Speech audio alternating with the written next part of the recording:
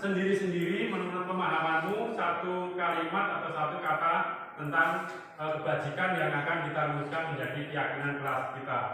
Ya, satu-satu saya bagi. Silakan langsung ditulis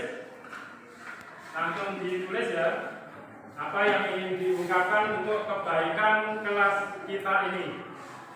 Anak-anak, ini kesepakatan yang sudah kalian usulkan semuanya ya. Kemudian tadi kalian sudah merumuskan dari beberapa usulan ini menjadi 5 keyakinan kelas di kelas 8B. Coba Amel dibacakan supaya semua teman bisa mendengarkan. Keyakinan kelasnya dibaca. Kesepakatan dan keyakinan kelas 8B adalah menjaga dan meletakkan barang sesuai tempatnya, tepat waktu dan aktif di kelas, mengerjakan tugas tepat waktu, saling peduli, menghargai dan membantu satu sama lain, bekerja sama menjaga kebersihan di kelas. Assalamualaikum warahmatullahi wabarakatuh.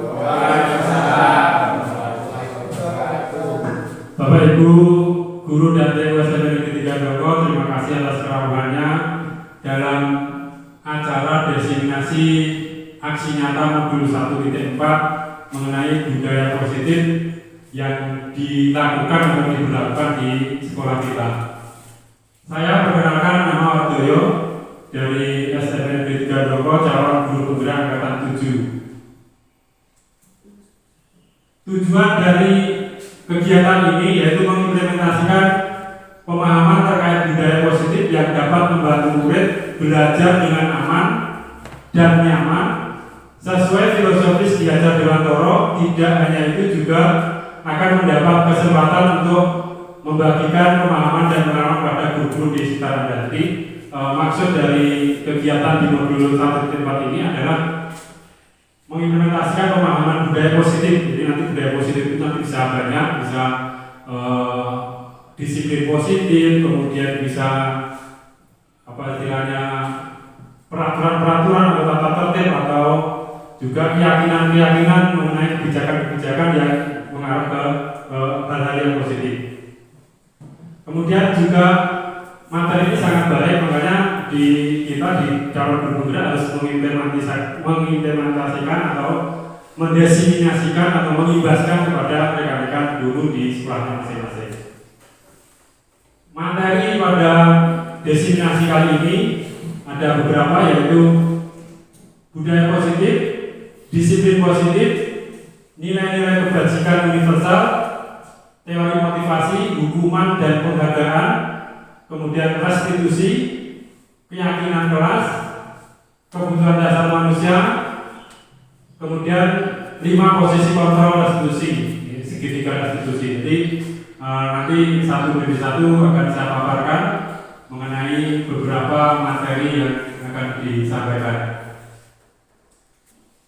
Yang pertama mengenai budaya positif. Pentingnya budaya positif di setiap satuan pendidikan atau sekolah. Standar nasional pendidikan, lingkungan yang positif sangat diperlukan agar pembelajaran yang terjadi adalah pembelajaran yang berpihak pada murid,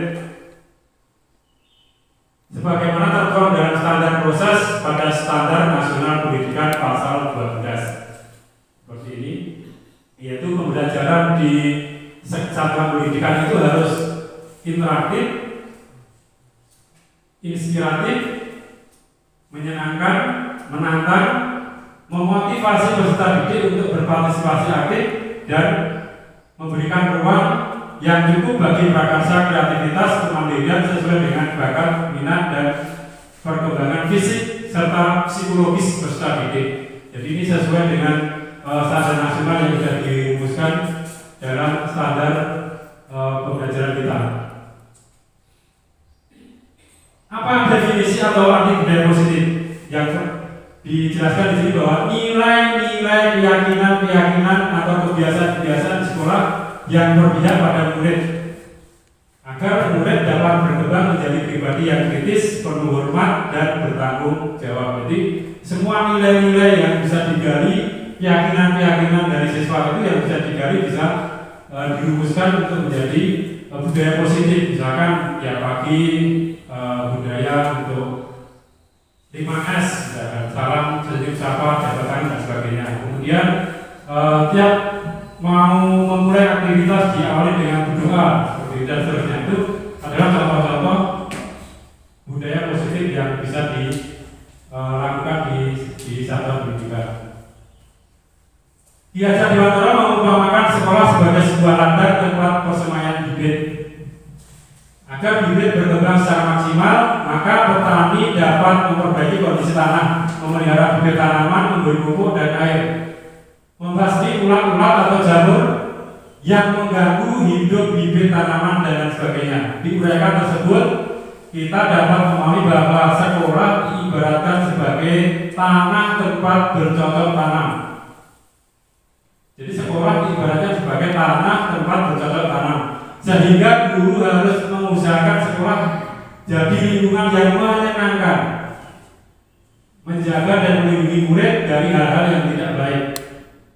Dengan demikian karakter murid bisa tumbuh dengan baik sesuai dengan profil pelajaran Pancasila. Ini filosofis Ki Hajar Dewantara yang harus kita adopsi dan harus kita sesuaikan dengan sekolah kita. Salah satu cara yang dilakukan guru dalam membantu siswa tumbuh maksimal mempunyai karakter profil pelajaran Pancasila adalah dengan membangun budaya positif yang berpihak pada murid. Jadi membangun budaya positif yang berpihak pada murid, membangun keyakinan atau visi sekolah yang menumbuhkan dan mengembangkan budaya positif.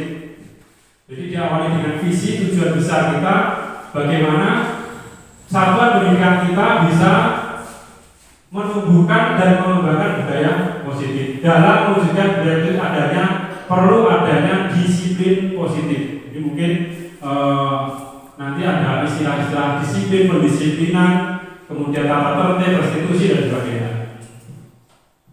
Disiplin positif itu apakah disiplin? Mungkin kita sering istilahnya menyampaikan bahwa disiplin itu berkaitan dengan siswa yang melakukan pelanggaran, siswa yang melakukan pelanggaran disiplin, atau siswa yang melanggar tata tertib, atau siswa yang melanggar atau tidak mengerjakan tugas dan sebagainya.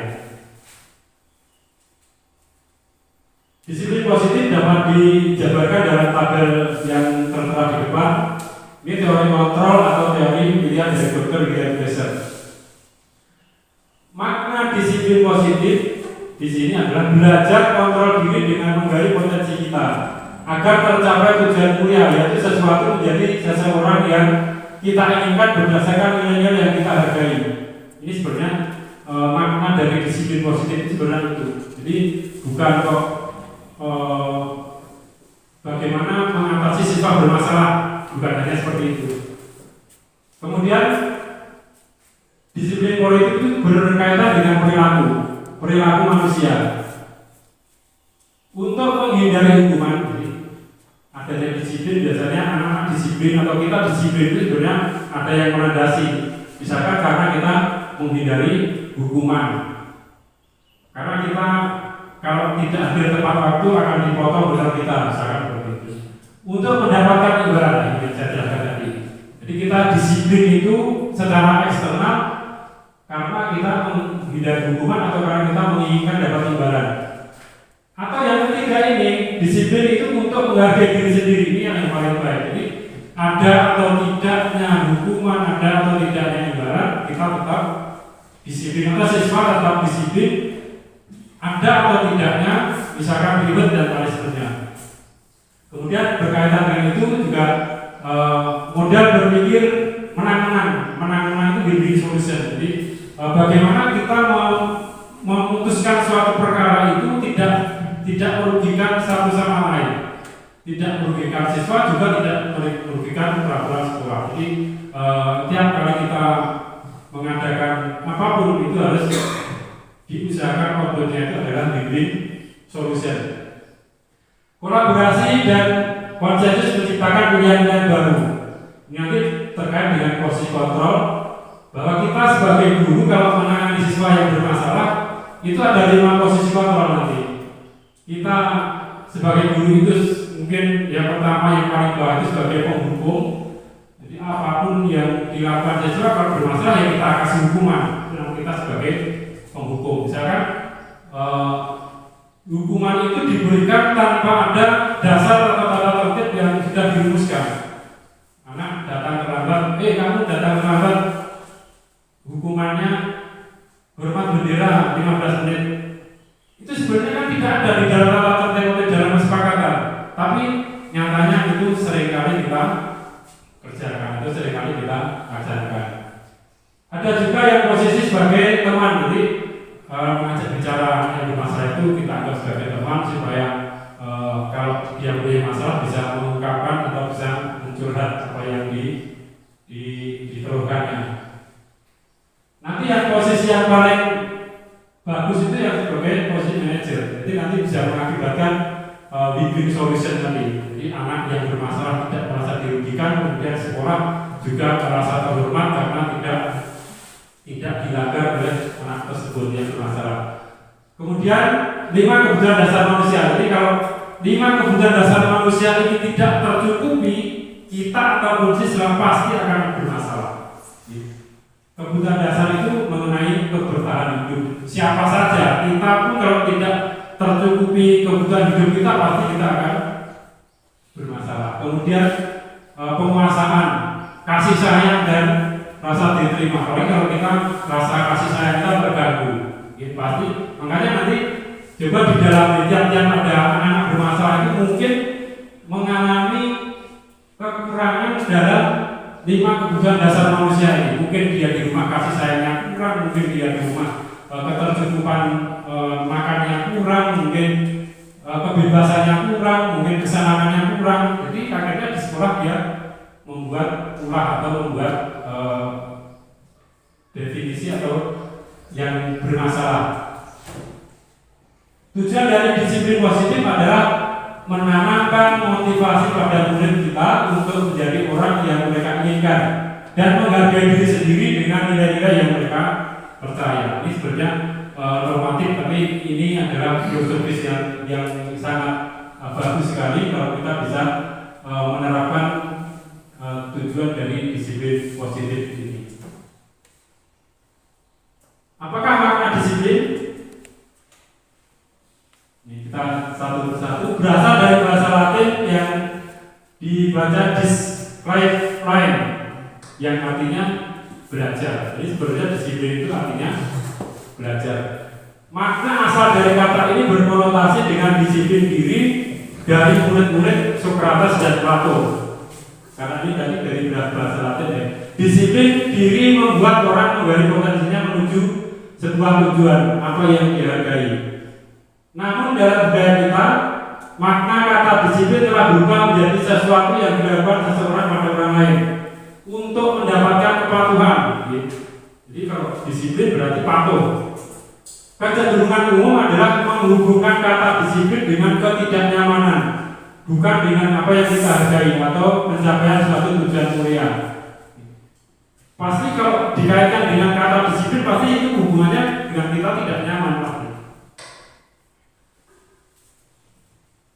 Disiplin banyak orang yang memaknai sebagai sesuatu yang dilakukan seseorang pada orang lain untuk mendapatkan kepatuhan dan memiliki kecenderungan ketidaknyamanan serta sering dihubungkan dengan tata tertib yang berkaitan dengan sanksi dan hukuman bagi yang melanggarnya. Jadi memang seperti itu yang kita lakukan selama ini, bahwa disiplin itu nanti kaitannya kalau melanggar disiplin berarti dapat hukuman, kalau melanggar sanksi berarti dapat hukuman dan sebagainya. Kalau dia baik mendapat reward atau penghargaan seperti itu. Jadi sebenarnya ini makna disiplin yang seperti itu sudah bergeser dari makna aslinya. Yang makna aslinya tadi adalah belajar. Jadi disiplin itu artinya belajar sebenarnya. Kemudian Ki Hajar Dewantara menyatakan bahwa untuk mewujudkan murid yang merdeka, murid harus memiliki disiplin yang kuat yang berasal dari dirinya ataupun berasal dari luar dirinya. Jadi memang diperlukan kebijakan eksternal memang diperlukan supaya anak itu tidak jadi disiplin. Kita tidak salah apabila kita merumuskan satu tata tertib yang itu kita laksanakan bersama untuk menjaga agar siswa-siswa kita menjadi disiplin. Ini sesuai dengan yang diutarakan oleh Ki Hajar Dewantara. Adapun definisi kata merdeka adalah marjiko. Jawabannya orang mau lepasing pangreh ngenugo kuat kuoso aman diri priyanggo. Merdeka itu artinya tidak hanya terlepas dari perintah, akan tetapi juga cakap buat memerintah diri sendiri.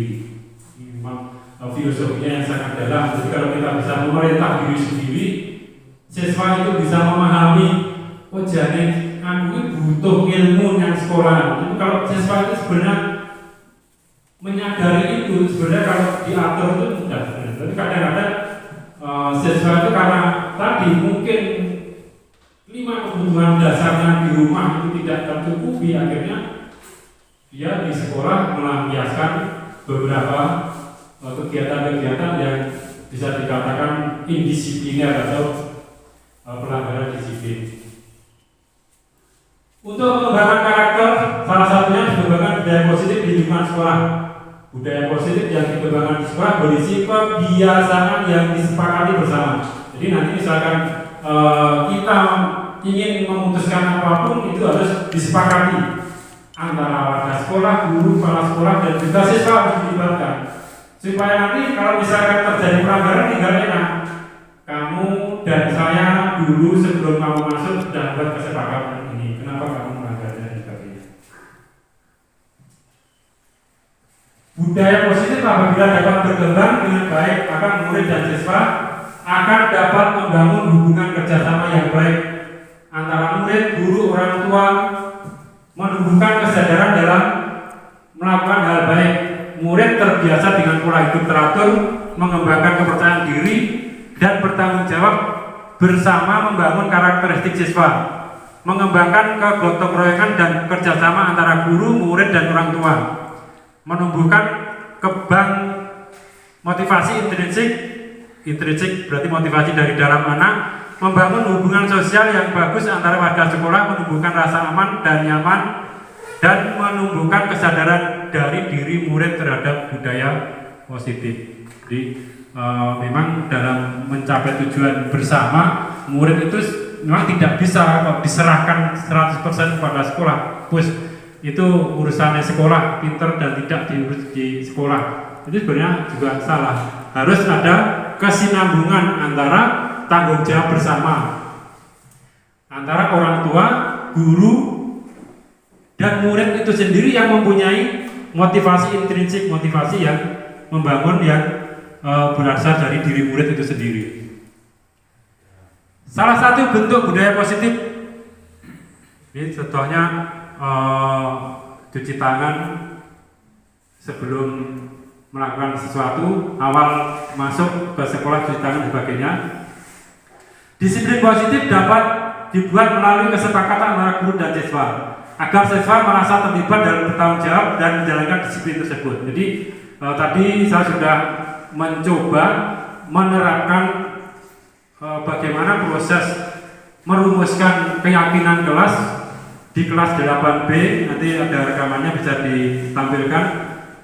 Kita melibatkan, jadi setiap kebijakan yang akan kita sampaikan, yang akan kita terapkan tetap harus melibatkan siswa, karena siswa itu adalah objeknya. Jadi jangan sampai tahu-tahu siswa tidak mengerti tentang keyakinan yang diputuskan di sekolah, siswa sudah dibebani dengan punishment-nya. Keyakinan kelas di kelas 8B. Ini contohnya tadi saya membuat keyakinan kelas di kelas 8B. Ini sebenarnya ada videonya.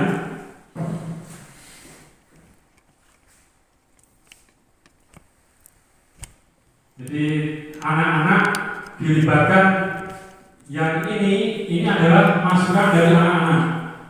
Apa keyakinan kelas atau yang harus disampaikan ke kelasnya di kelas 8B. Jadi semua anak ikut andil menyampaikan, saya ingin kelas ini tetap bersih, tidak ada yang seperti itu. Saya ingin guru masuk kelas tepat waktu, ada juga situ tadi. Saya ingin tidak terlalu banyak tugas yang diberikan di sini. Jadi banyak sekali di sini. Jadi ternyata anak-anak itu juga ada masukan, ada respek kalau kita mintai pendapat. Jadi, nah dari beberapa masukan ini tadi kemudian dirumuskan bersama menjadi 5 keyakinan kelas. 5 keyakinan kelas di kelas 8B. Jadi seperti itu. Kemudian anak-anak itu tanda tangan menyepakati bahwa ini keyakinan kelas yang akan diterapkan di kelas 8B. Nah ini tadi contohnya kesepakatan kelas atau keyakinan kelas. Selalu menjaga kebersihan kelas dan halaman sekolah, saling menghargai dan menghormati, saling bekerjasama, saling membantu dan bergotong royong, meningkatkan disiplin. Jadi keyakinan kelas itu bukan sebuah tata tertib.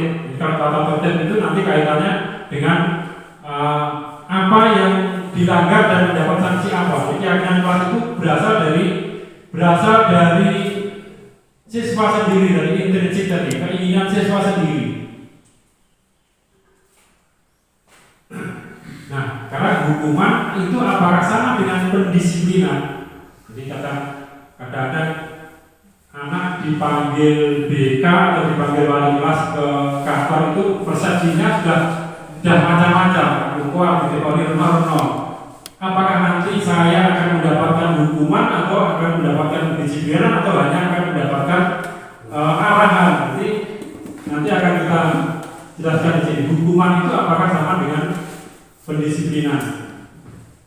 Kita seringkali memandang bahwa hukuman adalah bentuk yang sama dengan proses pendisiplinan dan memberikan hukuman sebagai salah satu langkah dalam proses disiplin murid, seperti yang saya contohkan tadi. Jadi kalau hukuman itu diberikan tanpa ada rencana, misalkan anak tidak memakai sepatu, kemudian dihukum, kamu tidak memakai sepatu, lepas kamu alas kakinya, kemudian jangan keluar kelas sampai nanti pulang, itu sudah termasuk hukuman. Kecuali misalkan Pak Wiono olahraga, ada siswa yang tidak memakai seragam, tapi itu kan sudah dijelaskan di awal. Tiap kali olahraga harus memakai seragam, itu kan berarti sudah ada kesepakatan. Nah, kalau seperti itu kemudian kami mengadakan pendisiplinan atau hukuman bukan karena dia melanggar tidak pakai seragam, kemudian Pak Wiono menyuruh siswa tersebut lari mengelilingi lapangan 1 kali, itu tidak termasuk hukuman karena sudah sesuai dengan jam olahraga dan sudah ada kesepakatan di awal, karena sudah ada kesepakatan bahwa setiap jam olahraga harus memakai pakaian olahraga. Itu bukan hukuman namanya. Nah, kalau hukuman itu tidak terkonsep dari awal, tahu-tahu siswa mendapatkan sanksi, itu namanya hukuman. Padahal disiplin dan hukuman memiliki arti yang berbeda dan memberikan efek yang sangat berbeda dalam pembentukan diri murid.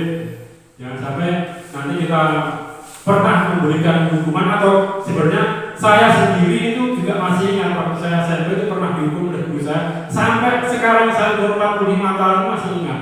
Ya, jangan sampai nanti kita memperlakukan hal tersebut kepada anak didik kita.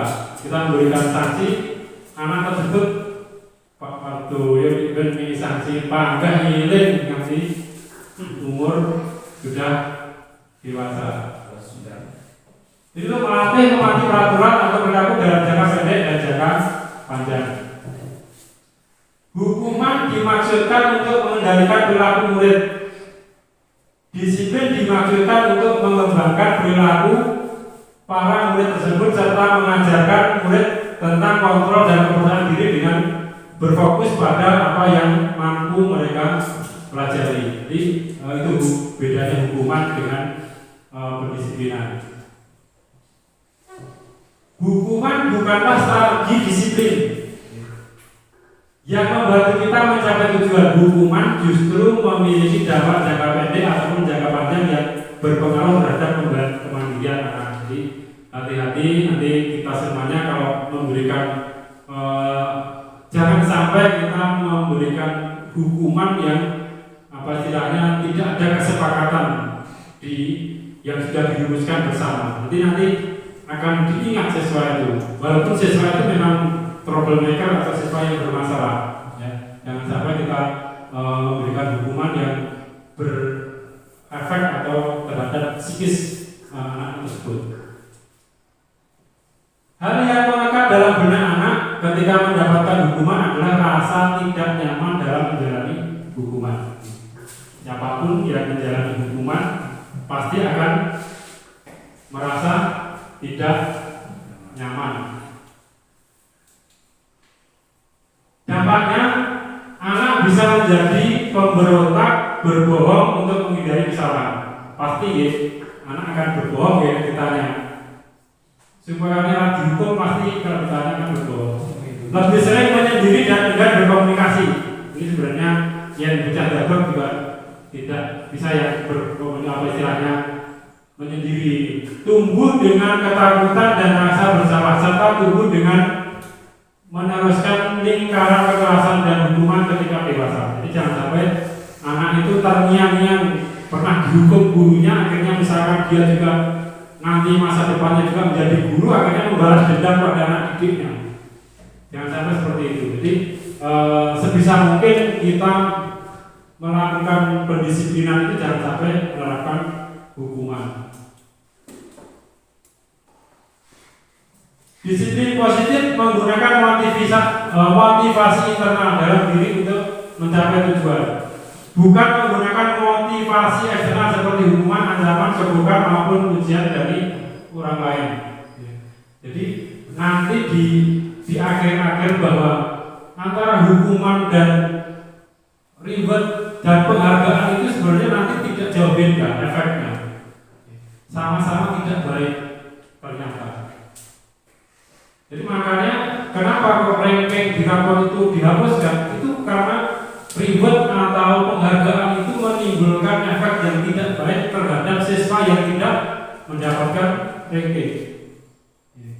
Makanya nanti di belakang akan muncul bahwa antara hukuman dan penghargaan itu sebenarnya sama saja. Makanya kita harus bisa menumbuhkan motivasi internal dalam diri anak didik kita. Orang mergo dikei hukuman, orang mergo dikei penghargaan, tetapi anak itu motivasinya tumbuh dari diri karena saya itu memang butuh mendapatkan ilmu supaya bisa menjadi bekal untuk masa depan saya.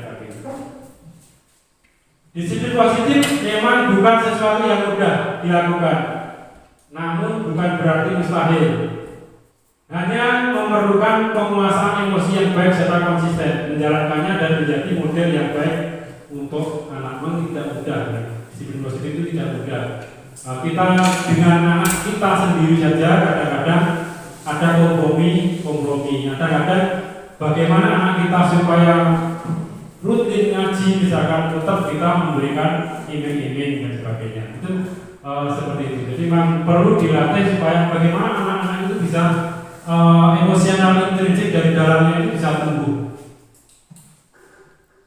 Harapannya di masa mendatang anak akan menjadi lebih mandiri dan memiliki integritas dalam setiap hal yang dirasakan. Jadi anak-anak itu bisa bertanggung jawab terhadap apa yang dilakukannya. Jadi tidak tergantung pada orang lain. Jadi kalau memang misalkan dia itu melakukan sebuah kesalahan, dia berani jujur untuk mengakuinya. Bagaimana menciptakan budaya positif? Yang pertama, fokus pada kesehatan mental setiap orang. Jadi cara kita menyikapi anak didik kita, jadi antara solikatul, menyikapi Mansur, menyikapi Yulia Verita itu berbeda-beda cara menyikapinya. Kalau disamakan, ya nanti tidak akan pas.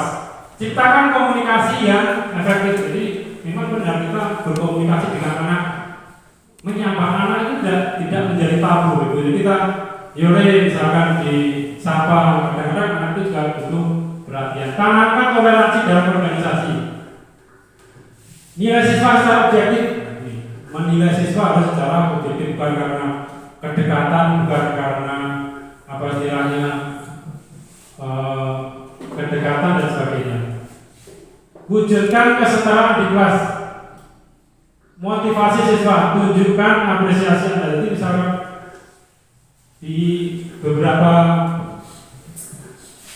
kegiatan itu kita memberikan apresiasi itu tidak harus dengan apa istilahnya ribet yang misalkan kita acungi jempol, kita jabat tangannya, ini sudah bisa terjadi, itu sudah merupakan apresiasi.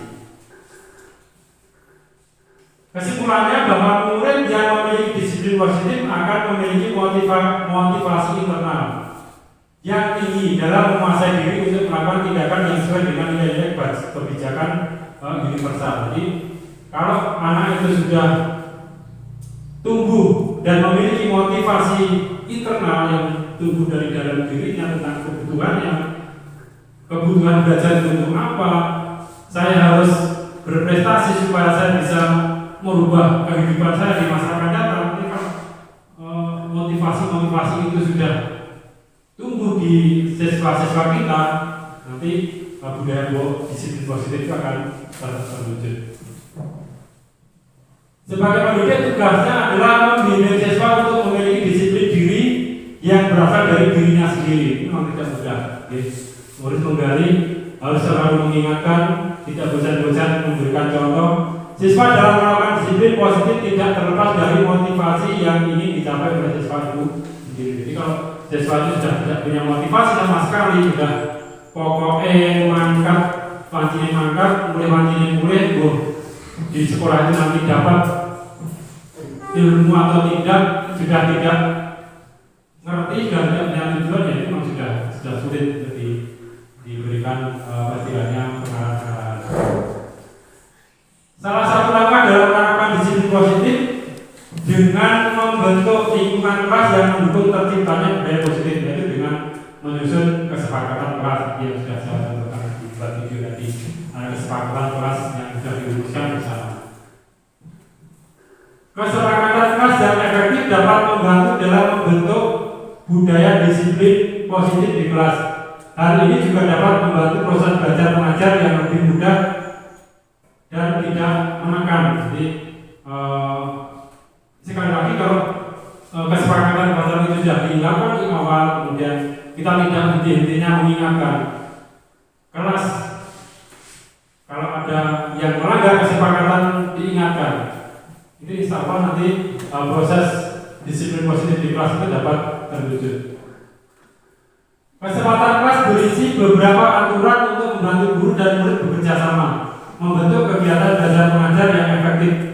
Kesepakatan kelas tidak hanya berisi harapan guru terhadap murid, tapi juga harapan murid terhadap pengajar. Kesepakatan disusun dan dikembangkan bersama-sama antara guru dan murid. Jadi tadi makanya banyak masukan yang guru harus begini, guru supaya begini dan sebagainya. Jadi memang itu kalau kita gali input atau masukan dari siswa itu juga perlu kita pertimbangkan. Penerapan budaya positif di sekolah itu contoh-contoh. Ya. Jadi sholat berjamaah, kerja kelompok, membersihkan sampah, bersalaman, berjabat tangan, bekerja dalam mengerjakan sendiri-sendiri, tidak mencontek dan sebagainya. Ini kerja kelompok dan sebagainya. Ini contoh-contoh budaya positif yang dapat dilakukan di sekolah. Itu sudah kita lakukan, yang kita merefresh atau mengingatkan saja. Nilai-nilai kebijakan universal, nilai-nilai kebajikan universal. Misalkan ini ilustrasi ya, hanya ilustrasi. Contoh kasus. Anda mengetahui bahwa salah satu rekan guru Anda memberikan tes privat kepada beberapa murid pada suatu pelajaran tertentu. Ini studi kasus. Murid-murid yang mengikuti les privat telah mendapatkan soal-soal yang akan dijadikan bahan tes. Ini misalkan Pak B Rianto mengajar matematika di rumah membuka kelas privat. Nah, siswanya di sini ikut kelas privat di tempatnya Pak Rianto. Pak Rianto memberikan soal-soal yang akan dijadikan bahan tes pada siswa-siswa yang privat tadi. Tentunya hasil tes mereka menjadi sangat baik dibandingkan dengan hasil murid-murid yang lain yang tidak mengikuti les privat. Apa yang harus Anda lakukan? Bagaimana kalau kita mengetahui teman kita seperti itu? Apakah ini pas? Apakah wajar saja? Apakah itu tidak boleh dilakukan karena tidak adil dan sebagainya? Dari permasalahan tersebut di atas, Anda diminta untuk buat suatu pertimbangan menyangkut dua nilai kebajikan yang sama-sama Anda tunjuk tinggi. Nilai kebajikannya apa? Di satu sisi, kita berharap dengan kebenaran berbuat yang benar berarti melaporkan sesuatu yang ada peraturan sekolah. Saya melaporkan Pak Rianto kepada kepala sekolah. Pak Rianto sudah berlaku tidak adil karena melakukan siswanya secara tidak sama. Yang ikut tes dikasih soal, yang tidak ikut tes tidak dikasih soal. Di sisi lain, rekan guru tersebut adalah sahabat Anda, di mana nilai kesetiaan Anda sebagai seorang teman bila dua nilai kebajikan saling bersinggungan. Apa yang harus Anda lakukan? Langkah mana yang harus Anda ambil? Keputusan apa yang harus dibuat? Ini ada contoh kasus, misalkan kita menjumpai kasus-kasus seperti itu. Mungkin kalau di sini tidak terjadi, tapi kalau di bawah itu sering terjadi. Karena beberapa sekolah favorit itu sebenarnya anaknya pintar 50-50 di sekolah, 50 di tempat les privat. Seperti yang telah kita pelajari modul 1 yang media positif, mengajarkan nilai-nilai kebajikan merupakan hal kunci yang perlu diajarkan pada murid-murid. Berpendapat bahwa bila kita ingin menumbuhkan motivasi intrinsik dari dalam diri seseorang, maka tumbuhkan pemahaman terhadap nilai-nilai kebajikan universal. Nilai-nilai kebajikan adalah sifat-sifat positif manusia yang merupakan tujuan mulia yang ingin dicapai setiap individu. Nilai-nilai tersebut bersifat universal dan lintas bahasa, suku, bangsa, agama, dan latar belakang. Jadi, seperti apa nilai-nilai kebajikan itu? Ya seperti tadi, gotong royong, kemudian bertanggung jawab, tepat waktu, dan sebagainya. Itu adalah nilai-nilai kebajikan universal. Universal itu yang semua orang pasti sepakat dengan kebijakan atau slogan-slogan itu. Apakah ada yang tidak sepakat dengan gotong royong, kemudian tepat waktu? Tidak ada. Semua orang pasti sepakat. Dengan menaikkan nilai-nilai kebajikan yang diyakini seseorang, maka motivasi intrinsiknya akan terbangun, sehingga menggerakkan motivasi dari dalam dapat mencapai tujuan yang mulia. Nah, ini supaya motivasi dari dalamnya dapat tercapai. Nilai-nilai kebajikan yang ingin dicapai oleh setiap anak Indonesia kita kenal dengan profil pelajar Pancasila. Jadi mungkin di kurikulum Merdeka kita sudah ada mata pelajaran atau 1 jam durasinya untuk penguatan profil pelajar Pancasila. Di situ ada 6 dimensi profil pelajar Pancasila.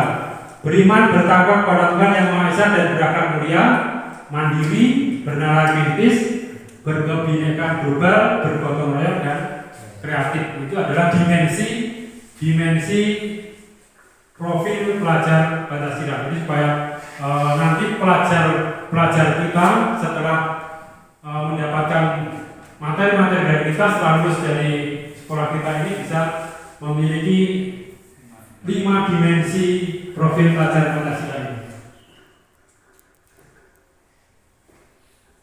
Beriman dan bertakwa kepada Tuhan Yang Maha Esa.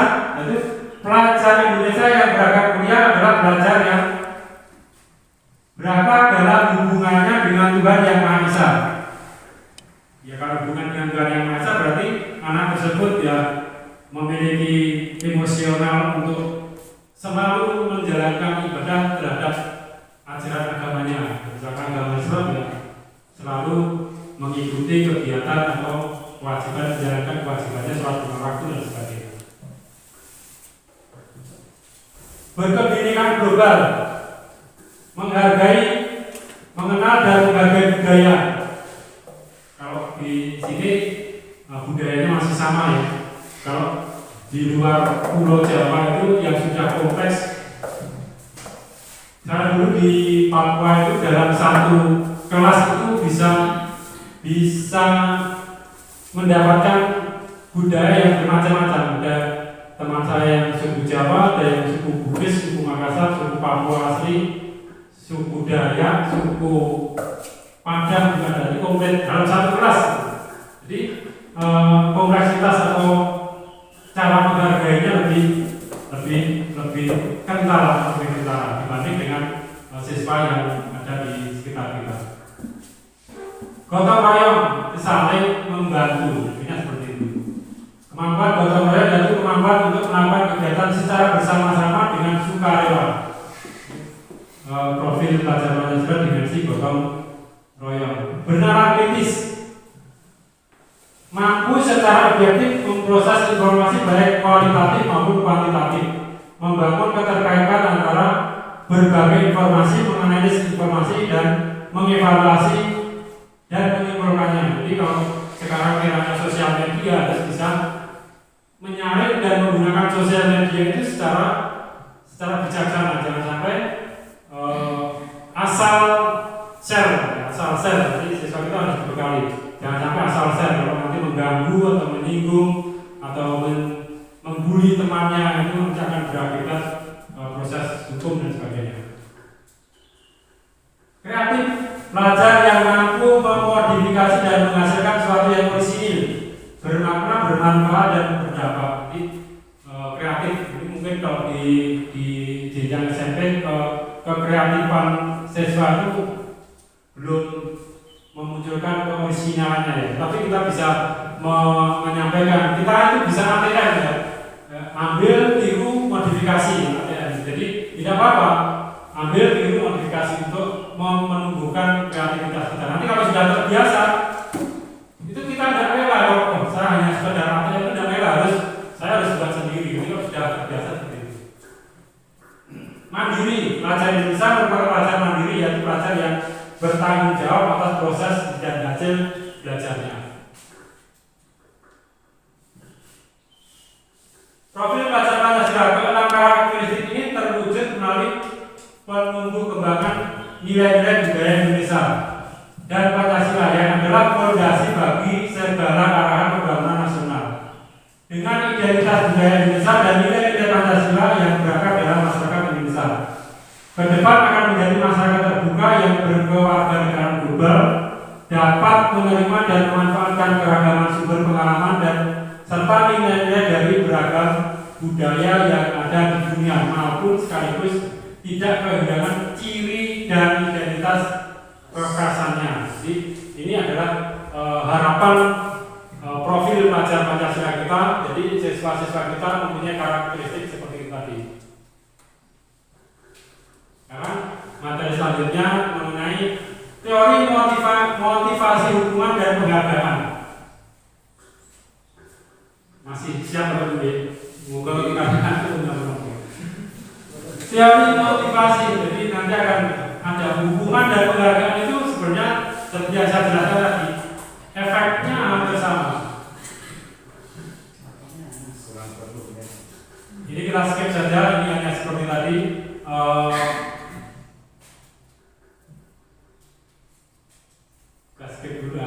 Teori motivasi perilaku manusia. Jadi motivasi perilaku manusia ini dipengaruhi oleh dua hal, eksternal dan internal. Jadi yang pertama, untuk menghindari ketidaknyamanan atau hukuman, apa yang akan terjadi apabila saya tidak melakukannya ini adalah motivasi eksternal. Jadi dibuatlah peraturan-peraturan tata tertib untuk mengendalikan ini supaya dari eksternal anak-anak itu bisa nurut. Jadi ada trigger dari eksternal. Yang kedua juga eksternal. untuk mendapatkan imbalan dari orang lain atau institusi. Apa yang akan saya dapatkan apabila saya melakukannya? Jadi, jangan sampai kita yang pertama ini juga kurang baik, yang kedua juga kurang baik. Jadi antara hukuman dan reward atau penghargaan ini juga nanti hasilnya akan sama saja. Sebab ini adalah motivasi yang bukan dari dirinya sendiri, motivasi yang dari adanya pengaruh eksternal. Kamu kalau nanti mendapatkan nilai sekarang akan nilai sekian akan saya kasih ini misalkan. Itu adalah dia termotivasi untuk melakukan itu bukan dari dirinya sendiri, karena dia ingin mendapatkan hadiah tadi. Sama juga yang hukuman, karena dia ingin menaati peraturan supaya dia terhindar dari hukuman. Yang paling bagus adalah yang ketiga, untuk menghargai diri sendiri. Saya akan menjadi orang yang seperti apa bila saya melakukannya. Jadi melakukan sesuatu itu karena keinginannya sendiri, karena kebutuhannya sendiri. Ini adalah yang disebut motivasi internal. Nah, ini identitas gagal dan identitas sukses. Bisa dibandingkan kalau hukuman, sesuatu yang menyakitkan harus terjadi, pasti ada dapat hukuman. Sesuatu harus terjadi. Kalau konsekuensi itu adalah akibat dari melanggar hukuman. Jadi kalau melanggar, tapi ini sudah disepakati ya. Kalau konsekuensi itu sudah disepakati. Kalau hukuman belum disepakati. Jadi misalkan tadi Pak Pi yang saya jelaskan di Supang itu namanya konsekuensi, karena dia tidak menggunakan baju olahraga, maka konsekuensinya dia harus berputar lapangan berapa kali. Itu konsekuensi. Ada kesepakatan di awal. Tetapi kalau restitusi itu adalah merupakan pilihan. Jadi kita memanggil anak, memberikan pengarahan, nanti anak akan memutuskan sendiri. Dia akan berjanji, dia tidak akan mengulangi lagi. Jadi tujuan kita adalah bagaimana ke depannya siswa itu akan sesuai dengan peraturan yang kita tetapkan. Contoh yang kedua, hukuman tidak nyaman untuk murid anak untuk jangka waktu panjang. Konsekuensinya juga tidak nyaman untuk murid dalam jangka waktu pendek. Tapi restitusi menguatkan murid atau anak dalam jangka waktu panjang. Jadi anak nanti kalau dihadapkan dengan, oh kamu dulu sudah membuat kesepakatan bersama, kamu melanggar, itu kan jangka panjang. Dia akan mengingat, mestinya akan mengingat kesepakatan. Setelah dulu sudah membuat kesepakatan ini, mestinya karena ini kesepakatan yang dibuat bersama-sama, ya kita harus menjalankannya secara bersama-sama. Hukuman dan konsekuensi ini perbedaannya. Hukuman bersifat tidak terencana atau tiba-tiba. Konsekuensi adalah sudah terencana atau sudah disepakati. Tadi sudah dijelaskan. Nah, skip saja. Hukuman dan penghargaan maupun hukuman adalah cara-cara mengontrol perilaku seseorang yang menghancurkan potensi untuk pembelajaran yang sesungguhnya. Jadi sebenarnya menghancurkan potensi karena dia ingin terhindar dari hukuman dan ingin mendapatkan sesuatu, makanya dia membuat perilaku yang seperti itu. Idealnya yang ketiga tadi, bahwa dia melakukan sesuatu itu karena kesadarannya sendiri. Ini penghargaan jangka waktu pendek dan jangka waktu panjang. Penghargaan bisa efektif jika kita menginginkan seorang melakukan sesuatu yang kita inginkan dalam jangka waktu pendek. Efektif tapi dalam jangka waktu pendek. Satu saja. Penghargaan menjadi tidak efektif karena apa? Penghargaan suatu benda atau peristiwa yang diinginkan, yang dibuat dengan persyaratan hanya jika Anda melakukan hal ini, maka Anda akan mendapatkan penghargaan yang diinginkan. Jadi kita beri iming-iming tadi. Nanti kalau kamu 10 besar, nanti akan saya berikan sepeda. Itu ini penghargaan yang tidak efektif sebenarnya.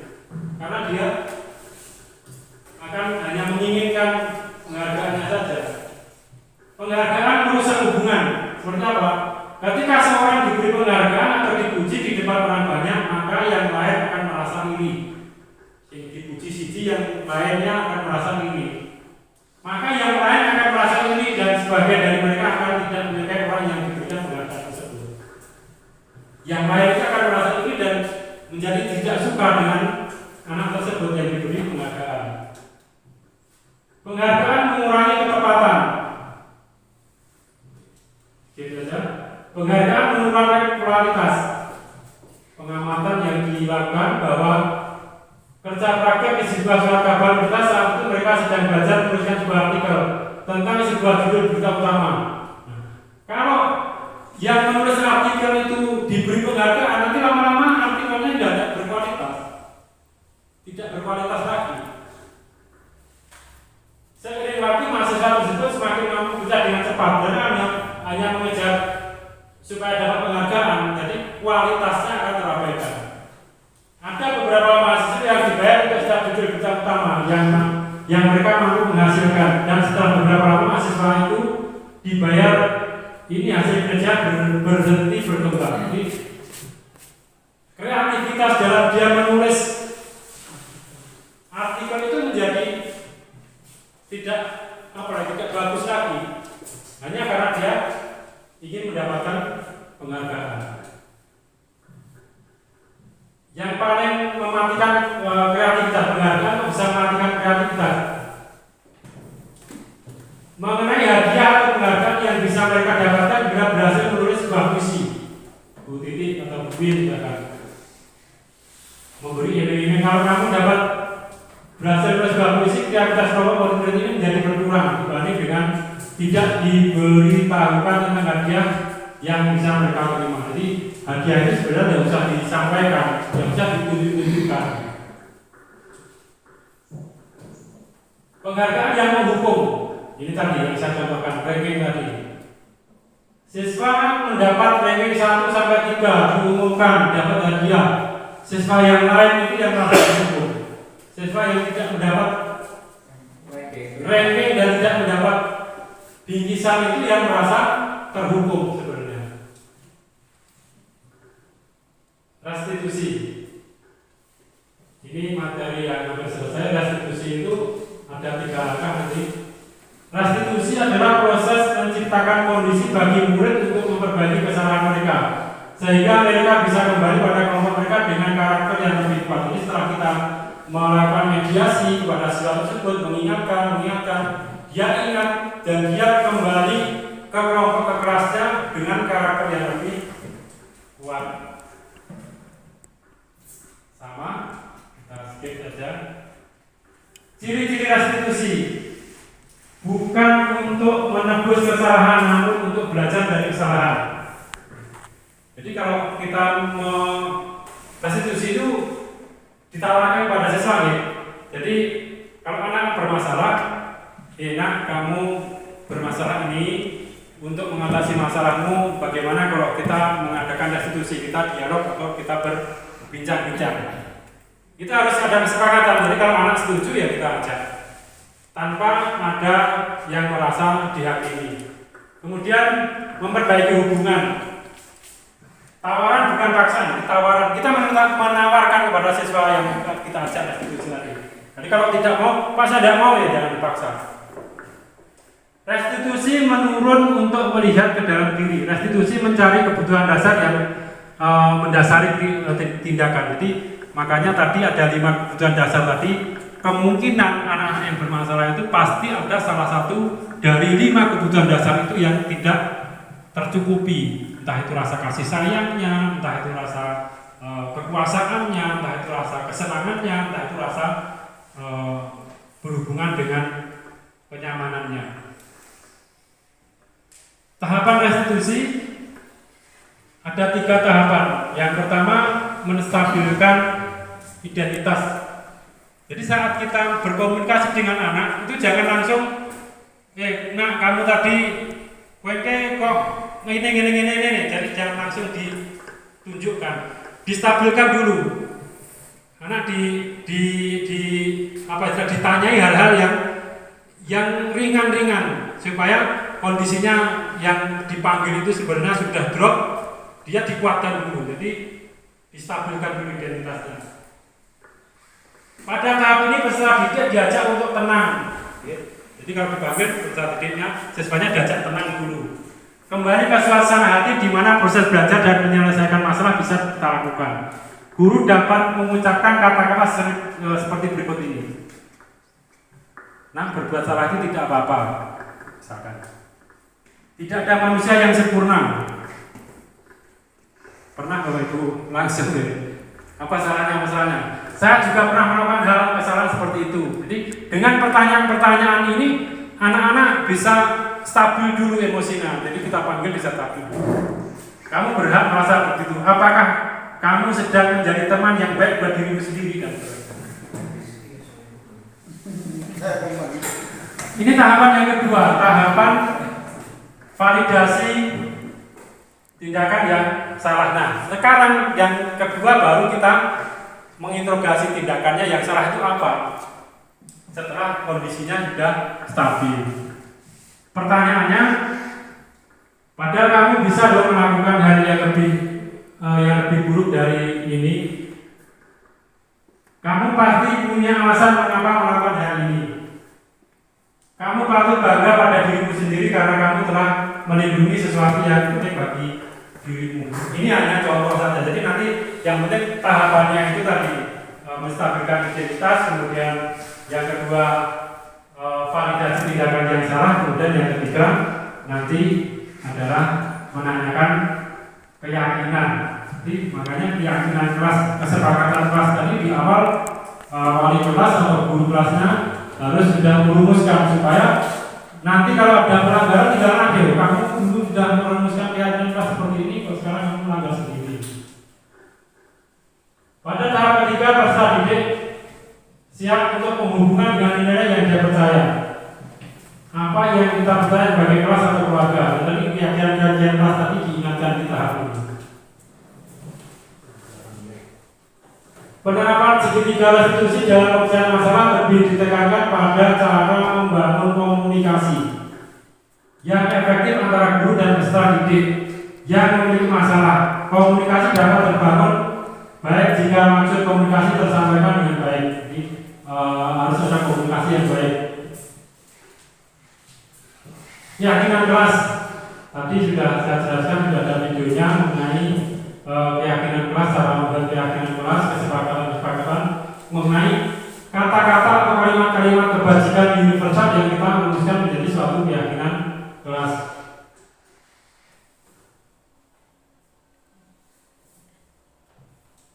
Ini kita ulangi saja.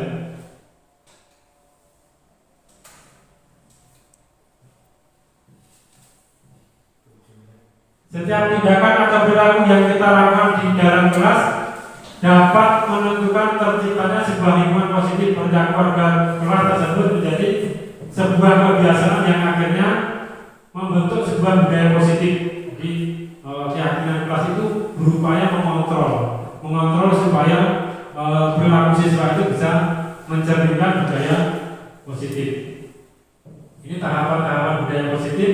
Jadi pertama diawali dengan peraturan kelas, kemudian naik menjadi keyakinan kelas, kemudian kalau keyakinan kelas masing-masing sudah kondusif, berarti lingkungannya positif, kemudian budaya positif akan tercapai. Ini tadi yang keyakinan kelas di kelas 8B tadi sudah ada di depan tadi. Kebutuhan dasar manusia tadi, ya ada 5 kebutuhan dasar manusia tadi adalah survival, bertahan hidup, cinta dan kasih sayang, kebebasan, kesenangan, kekuasaan. Jadi ingat ini, kalau ada siswa bermasalah kemungkinan 1 dari 5 ini mengalami masalah, entah itu kebutuhan hidupnya, entah itu cinta dan kasih sayangnya dan sebagainya. Ini tandanya saja. 5 posisi kontrol. Jadi tadi saya jelaskan kita itu mempunyai 5 posisi kontrol. Yang pertama paling bawah itu adalah penghukum, kemudian 5 posisi kontrol itu adalah yang pertama itu adalah penghukum, kemudian membuat orang merasa bersalah, jadi teman. Jadi kalau kita komunikasikan dengan siswa, kita mau memilih posisi kontrol yang mana? Monitor atau pemantau? Kalau pemantau itu biasanya hanya mengingatkan, ini loh tata tertibnya kamu melanggar ini loh yang kelasnya kamu melanggar ini. Kalau teman, ya kita ajak ngobrol, teman seperti kita anggap siswa itu sebagai teman. Jadi apa masalahmu, kenapa kamu berbuat seperti ini dan sebagainya, itu kita anggap sebagai teman. Nah, yang paling bagus posisi kontrolnya sebagai manajer. Jadi kita sebagai guru akan mencari solusinya supaya permasalahan itu terselesaikan, tetapi siswa tidak merasa dihakimi dan sekolah juga tidak merasa diajarkan.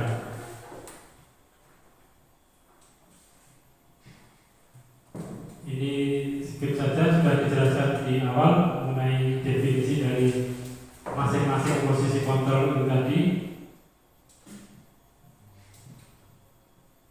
Memantau, kemudian yang paling bagus yang manajer adalah posisi mentor, di mana guru berbuat sesuatu bersama dengan murid, mempersilahkan murid bertanggung jawabkan perilakunya, mendukung murid agar dapat menemukan solusi atau permasalahannya sendiri. Seorang manajer telah memiliki keterampilan di posisi teman maupun pemantau.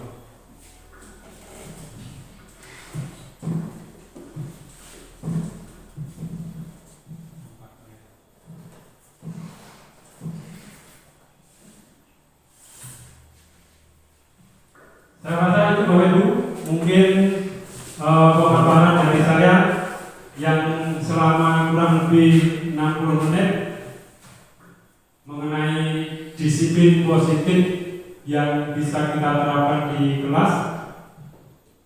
Mungkin ini bisa menjadi wawasan baru bahwa ternyata antara hukuman dan penghargaan itu sama-sama mempunyai efek yang kurang baik, tetapi bukan berarti itu tidak bisa kita terapkan, tapi tetap ada hal-hal yang bisa kita terapkan tergantung kondisi dan situasinya.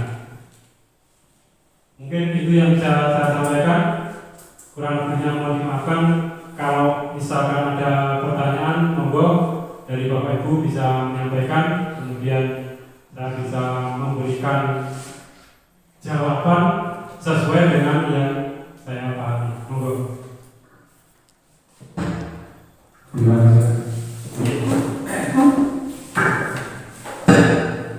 Terima kasih.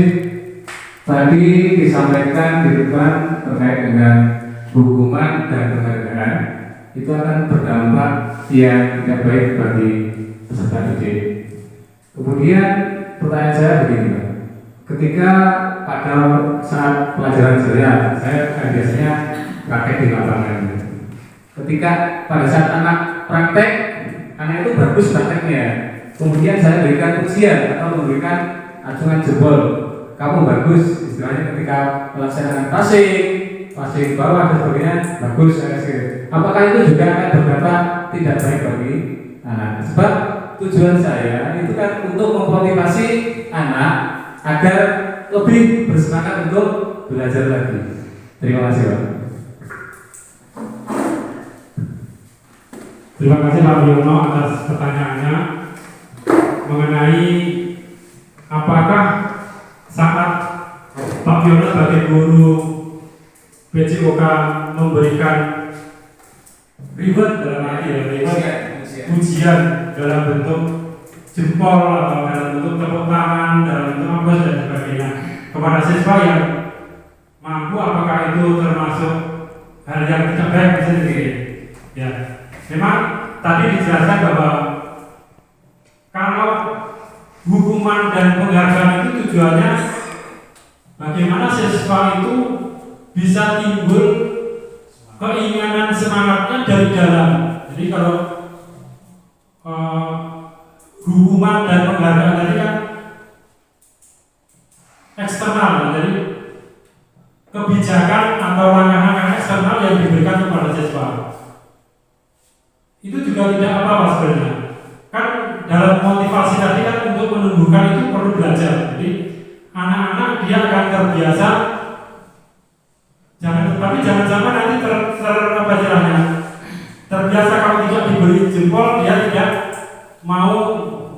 passing dengan bagus. Jadi, kalau nanti sudah apa istilahnya ke intrinsiknya atau apa istilahnya semangat dari dalamnya sudah muncul, tidak perlu lagi di jempol, karena tujuannya memberi jempol tadi kan supaya dia termotivasi, bagus, prakteknya bagus, tidak apa-apa, tidak selamanya penghargaan memang apa istilahnya menjadi tapi juga harus diperlihatkan dijelaskan kepada rekan-rekan apa anak-anak yang lain. Anak-anak ini supaya kalian mendapatkan reward seperti teman ini, ya kalian harus belajar secara bersungguh-sungguh supaya nanti juga bukan siswa A saja yang mendapatkan jempol, tapi siswa yang lain juga bisa mendapatkan jempol. Harus pandai-pandai menempatkan penghargaan itu di posisi mana, sebenarnya begitu Pak. Jadi sekali waktu juga tidak apa-apa. Yang tidak diperbolehkan itu adalah penghargaan yang sifatnya membuat siswa yang lain itu merasa rendah diri. Jadi misalkan seperti contoh tadi penghargaan yang membunuh kreativitas tadi kan, karena tidak tepatnya misalkan ranking dan sebagainya. Ini ranking itu tidak perlu disampaikan karena apa? Anak-anak itu mempunyai bakat yang unik yang masing-masing satu dengan siswa yang lain itu tidak sama. Mungkin anak yang mendapat ranking itu karena dia pintar mata pelajaran tertentu, tapi dia dalam hal yang lain mungkin lebih cerdas dari yang mendapatkan ranking itu. Jadi saya rasa seperti itu. Tidak apa-apa tapi untuk menempatkan atau memberikan reward berupa jempol atau berupa applause pada siswa-siswanya. Tapi kalau nanti sudah terbangun motivasi dari internal sudah bagus, ya tidak bisa diberikan lagi. Karena itu Pak Bidin. Monggo Bapak Ibu yang lain ada pertanyaan.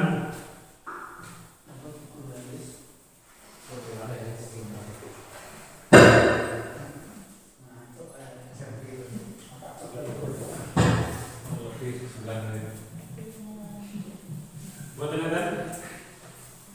Tidak ada Bapak Ibu.